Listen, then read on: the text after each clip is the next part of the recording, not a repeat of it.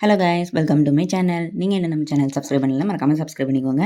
நம்ம சேனலில் வேலை வாய்ப்பு குறித்த நியூஸ் எல்லாம் பார்த்துட்டு இருக்கோம். அந்த வேலை இன்னைக்கு வேலை வாய்ப்பில் என்ன பார்க்க போகிறோம்னா, ரயில்வே துறையிலேருந்து ஒரு வேலை வாய்ப்பு வந்திருக்கு. அதை பற்றி தான் டீட்டெயிலாக பார்க்க போகிறோம்.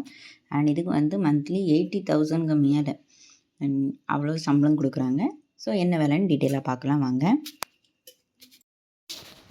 இதான் அஃபிஷியல் நோட்டிஃபிகேஷன். அண்ட் இதில் என்னென்ன போஸ்டெல்லாம் கொடுத்துருக்காங்க அப்படின்னு பார்க்கலாம். இது வந்து ரயில்வேல உள்ளது.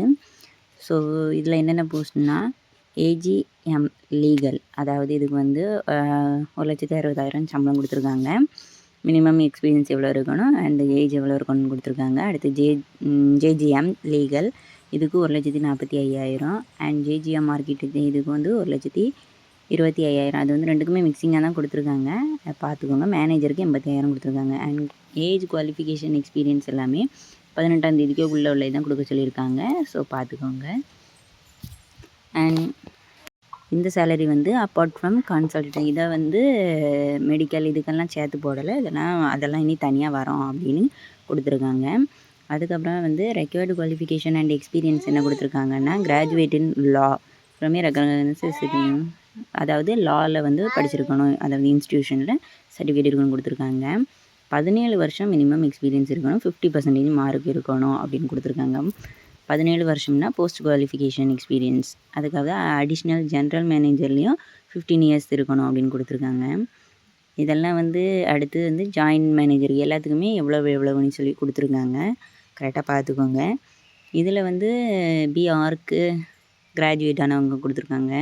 இதுக்கு 15 வருஷம் மினிமம் இருக்கணும் அண்ட் 13 வருஷம் ஜென்ரல் மேனேஜராக இருந்திருக்கணும் கொடுத்துருக்காங்க எக்ஸ்பீரியன்ஸ், அதாவது ரயில்வே மெட்ரோ ரயில்வேஸில் இருந்திருக்கணும் அப்படின்னு கொடுத்துருக்காங்க. அண்ட் இதில் கொஞ்சம் டீட்டெயில்ஸ் கொடுத்துருக்காங்க, பார்த்துக்கோங்க. அதுக்கப்புறம் அடுத்த ஜாப் என்னென்னா மேனேஜர் போஸ்ட்டுக்கு, இதுக்கு வந்து பிஇ இல்லைனா பிடெக் சிவிலில் முடிச்சிருக்கணும்னு கொடுத்துருக்காங்க. எம்இ எம்டெக் சிவில் அந்த மாதிரி. இதுக்கு வந்து 7 years of experience post qualification experience கொடுத்துருக்காங்க. இதை தவிர்த்து பார்த்தோம்னா அண்டர் கிரவுண்ட் மெட்ரோ ரயில் ப்ராஜெக்டில் இருந்திருக்கலாம் அப்படின்னு கொடுத்துருக்காங்க. அதுக்கப்புறம் வந்து செலெக்ஷன் ப்ராசஸ் எப்படி நடக்குதுன்னா 2 ஸ்டேஜஸ் ஆஃப் ப்ராசஸ், இன்டர்வியூவும் மெடிக்கல் எக்ஸாமினேஷன் இருக்குன்னு கொடுத்துருக்காங்க.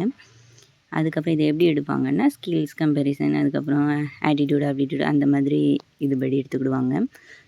அதுக்கப்புறம் மெடிக்கல் எக்ஸாமினேஷன் எப்படின்னா, இதில் வந்து அவங்க எந்த இதில் அவங்களுக்கு போன்ஸ்லாம் எந்த இதில் கால்குலேட் பண்ணணும்னு இருக்கோ அதுபடி எடுத்துக்குவாங்க. அதுக்கப்புறம் கேரக்டர் அண்ட் இதெல்லாம் வந்து அவங்க எந்த இதில் லிஸ்ட் படி கொடுத்துருக்காங்களோ அவங்களுக்கு இதுபடி தான் எடுத்துப்பாங்க. இதெல்லாம் பற்றி பெருசாக பார்க்க வேண்டியதில்லை. அண்ட் கன்ஸ்ட்ரக்ஷன்ஸ் அண்ட் ரிலாக்ஸேஷன்ஸ் எல்லாம் கொடுத்துருக்காங்க. அதுக்கப்புறம் வந்து பேமெண்ட் அண்ட் அப்ளிகேஷன் டீட்டெயில் கொடுத்துருக்காங்க. இது வந்து நான் ரீஃபண்டபிள் 300 எஸ்சி ஃபார் எஸ்டிக்கு. அதுக்கப்புறம் 50 ரூபீஸ் வந்து ப்ராசஸிங் ஃபீஸ் கொடுத்துருக்காங்க. அதுக்கப்புறம் இதோட அக்கௌண்ட் நம்பரையும் கொடுத்துருக்காங்க, இந்த அக்கௌண்ட்டுக்கு அனுப்பணும், பிரான்ச் எதுன்னு கொடுத்துருக்காங்க, பார்த்துக்கோங்க. அதுக்கப்புறம் ஜென்ரல் கண்டிஷன்ஸ் கொஞ்சம் கொடுத்துருக்காங்க, அதாவது இந்தியன் நேஷ்னல்ஸ்னு. அதுக்கப்புறம் ஏஜ் எல்லாமே 18ஆம் தேதிக்குள்ளே இருக்கக்கூடிய ஏஜ் தான் கொடுக்கணும்னு சொல்லியிருக்காங்க. அதெல்லாம் டீட்டெயிலாக பார்த்துக்கோங்க. அதாவது அப்ளிகேஷன் ஃபீஸ் வந்து டிசபிலிட்டி பர்சனுக்கெல்லாம் கிடையாது, ஒன்லி பர்சன் இது சர்டிஃபிகேட் மட்டும் கொடுத்தா போதும் அப்படின்னு கொடுத்துருக்காங்க. அவ்வளோதான். அதுக்கப்புறம் ஜென்ரல் கண்டிஷன்ஸ் கொஞ்சம் படிச்சுக்கோங்க. அதுக்கப்புறம் ஆன்லைனில் எப்படி பண்ணணும் அப்படிங்கிற ப்ரொசீஜர் மட்டும் கொடுத்துருக்காங்க.